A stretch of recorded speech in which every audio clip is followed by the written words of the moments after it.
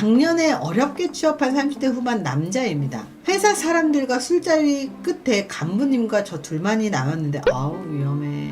제가 친동생 같다면서 업소를 쏠 테니 가자고 하셨는데 제가 당황해서 좀 정색하고 그런 곳을 한 번도 방문한 적이 없다고 거절했습니다. 창피하셨는지 얼굴이 시뻘개지며 당황하셨고 그 이후로 제가 처리 못할 업무를 주면서 절 질책하기도 하고 제 업무가 아닌 걸 시키기도 하죠. 청소, 짐 옮기기 등 하고 식사 때나 담배 피러 나갈 때 저를 배제시키고 혼자 남겨두고 나가고 그러십니다. 담배를 피거나 밥을 먹으면서 업무에 관한 지시를 내리기 때문에 저는 다른 사람에게 물어봐서 전달받거나 전달 못 받는 경우가 많습니다. 간부의 상급자분들 성매매 달린 분이라 이 내용을 말해보기도 어렵고 제가 그냥 사과하는 쪽으로 할까 하는 더 괜찮을까요? 참 이게 문제야. 그러니까 그 분은 정우성님을 정말 마음에 들어 하셨을 거예요. 그래서 성매매에 돈을 쏘겠다고 했는데 거절했잖아요. 그러면 이분의 마음은 뭐냐면 치부를 들킨 기분일 거예요. 치부. 그게 무슨 기분이냐면 여자들하고 남자들하고 이게 조금 다른데요. 여자들이 약간 자기의 비밀을 공유하면서 친한 척을 하려고 하는 그런 심리가 있어요. 그게 뭐냐면 여자들은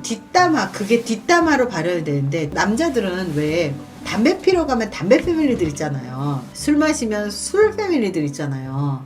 그들끼리만의 그 끈끈함이 있단 말이에요. 근데 그 사람은, 그 상무님은 그 성매매 2차로 그 우리만의 그 끈끈함을 만들려고 했던 거야. 근데 사실 나도 거절을 잘했다라고 저는 생각은 해요. 하지만 그것 때문에 실질적인 불이익이 굉장히 많잖아요. 그러면 본인의 치부를 걸린 것 같은 그 부끄러움이 그리고 그것 때문에 오히려 보복을 하는 거거든요. 그래서 다음에 혹시라도 또 둘이 남는 기회가 있거나 사람들 많이 있을 때 그거에 대해서 사과하지 마세요. 더 화를 내실 거예요. 사람들이 있는데 그때 저번에 죄송합니다 이러잖아요. 그러면 진짜 분노해서 정말 왕따 나가실 거예요. 절대 그렇게 하면 안 되고요. 그분이 담배를 피러 갈 때 따라서 담배를 피러 가고 그분이 술자리 간다고 하면 귀동력을 듣고라도 가가지고 진짜 단둘이 남을 때까지 버티세요. 일단 단둘이 만나야 돼.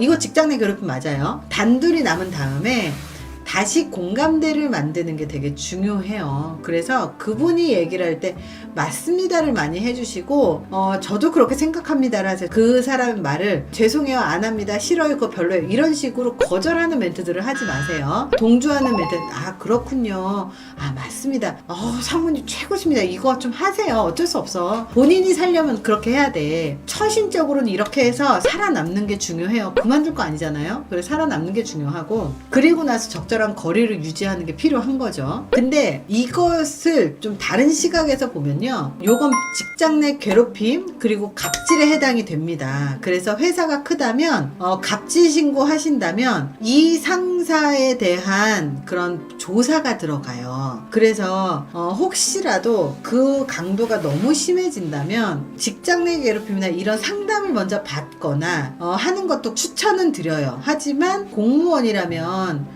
그 조직이 뿔뿔하게 흩어질 거예요. 완전히 초토화가 될 거예요. 그리고 민간 사기업인데 그 상무님이 굉장히 높은 분이고 그리고 그분이 일을 굉장히 잘하는 분이라면 네가 찍혀나가요. 그거를 기억하신 다음에 처신의 방향을 어떻게 할지를 보세요. 아무래도 이런 사람이 있기 때문에 직장 내에 자꾸 막 정치가 발달할 수밖에 없어.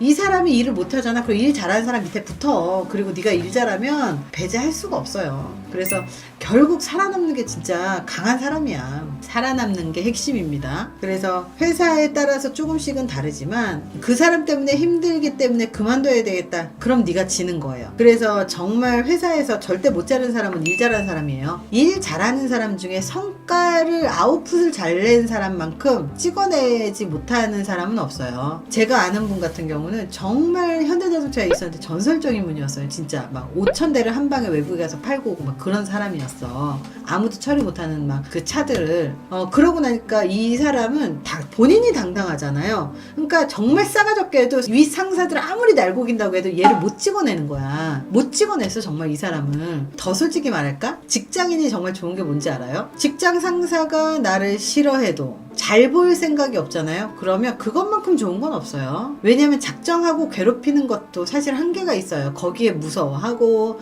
두려워하고 힘들어해야 괴롭히는 사람도 맛이 나는 거야. 원래 작용반작용이야, 세상의 인간관계는. 그래서 괴롭혔는데 찔끔하고 두려워하고 빌빌 기네, 그러면 더 괴롭힘이 심해져요. 근데 그거 알아요? 아무리 며느리라고 해도요, 나한테 설설 기지 않으면 시어머니도 어떻게 못해. 직장도 마찬가지예요. 직장도요, 너 어차피 잘리지 않겠다. 웬만하면 정규직 잘 못 자라요, 직원. 왜 정규직을 직원 못 자르는 줄 알아요? 그 노동법 신고하잖아요. 그럼 회사에서 되게 골치 아파요.